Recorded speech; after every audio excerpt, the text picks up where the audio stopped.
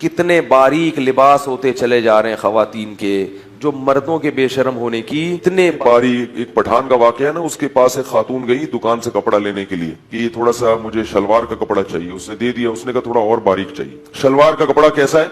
باریک. اس نے اور دے دیا کہ نہیں تھوڑا اور. اس نے کہا اسی میں سب نظر آ جائے گا، اس سے زیادہ باریک کی. اپنا جسم دکھانا چاہتی ہیں. کیسے بےہودہ لباس آ رہے ہیں، اچھی بڑی بڑی داڑیاں ہیں، پگڑیاں ہیں، تبلیغ میں بھی وقت لگ رہا ہے، حج بھی ہو رہے ہیں، عمرے بھی ہو رہے ہیں. بیٹیوں کا لباس دیکھو تو انسان زمین میں گڑ جاتا ہے شرم سے. اپنی بیٹی کو یہ کیوں پہنایا ہوا ہے آپ نے بھائی؟ پوری آستین کیوں نہیں پہنا دیتے بچی کو؟ اپنی پورے کپڑے کیوں نہیں پہنا دیتے بچی کو؟ جو آدمی پورے کپڑے نہیں پہنا سکتا وہ جنت میں جانے کے خواب بولو بھائی چھوڑ دے.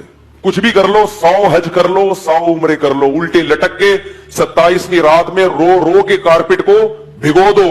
جنت میں یہ دین ہے، مذاق نہیں ہے. قانون کو فالو کرنا پڑے گا. کپڑے تو پورے پہنا دو اللہ کے بندو اپنی بیٹیوں کو. ان کو سمجھاؤ کہ بیگم کپڑے پورے پہنے گی. یہ میرا گھر ہے، تمہارے باپ سے جہیز میں نہیں ملا مجھے. ٹھیک ہے بیگم کو محبت دیں. میں بار بار کہتا ہوں عورت سے محبت کریں، اس کے خرچے اٹھائیں، لیکن اس کو باپ. میں اس لیے کہہ رہا ہوں کہ یہاں اکثر بیویاں رکاوٹ بنتی ہیں. کہتی نہیں ہماری بچی ماڈرن نظر آئے، تھوڑی سی ٹانگیں کھلی بھی ہوں اور یہ پہنے ہوں، تھوڑی سی کیا لگے کہ ہم پڑھے لکھے لوگ ہیں. پورے کپڑے پہنے گی تو لوگ سمجھیں گے پتہ نہیں کوئی ندی نالے سے اٹھا کے لائے تھے اس کو. غیرت دکھاؤ، غیرت.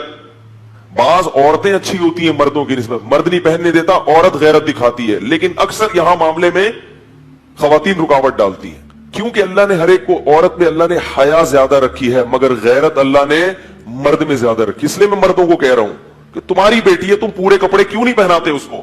بازار میں کپڑے ہی شارٹ ہیں لڑکیوں کے پورے.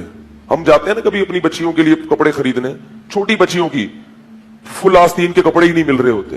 میں کہتا ہوں یار کوئی دنیا میں کیا نمازی لوگ ختم ہو گئے ہیں؟ فل آستین کے کپڑے نہیں ملتے، اتنی مصیبت ہو جاتی ہے. اور یہی حال مکہ مدینہ کا بھی ہے. سعودی عرب سے ہمارے ایک دوست ہماری بھتیجی کے لیے کچھ کپڑے لے گفٹ میں لانا چاہتے تھے. کہتے ہیں پوری مارکیٹیں تلاش کر لی، کوئی شلوار قمیض نہیں ملی. مکہ مدینہ میں پینٹیں بک رہی ہیں لڑکیوں کے لیے، پتلونیں بک رہی ہیں. عربوں کا کلچر واٹ لگ گئی ہے، اس کلچر کو فالو مت کرو.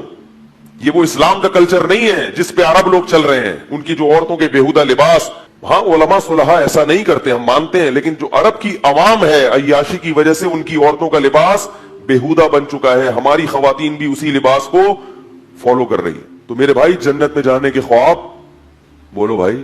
نامحرم کے سامنے آپ کو اپنے جسم کو چھپانا پڑے گا. اور اپنی بیٹیوں کو، ہاں بیٹی بالغ ہو گئی، کنٹرول سے باہر ہو گئی، کسی کی بیٹی بے پردہ گھوم رہی ہو، میں اس سے بدگمان نہیں ہوتا.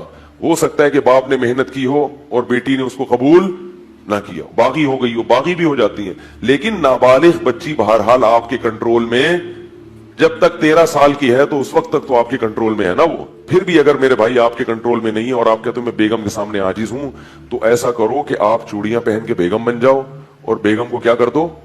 شوہر کا خطاب دے دو. کیونکہ آپ کما کما کے کھلا بھی رہے ہو اور اتنی بھی نہیں گھر میں چلا سکتے کہ اپنی بچوں کو آپ دوپٹہ اڑوا دو. تو آپ کو بیگم ہونا چاہیے. شناختی کارڈ میں نام چینج کروا لو اس کا، پہلے اپنا بولو بھائی بعد میں. اور جب وہ مرے تو 4 مہینے 10 دن کی عدت گزارے آپ اور اپنے نام کے ساتھ بیوہ لگا دیں.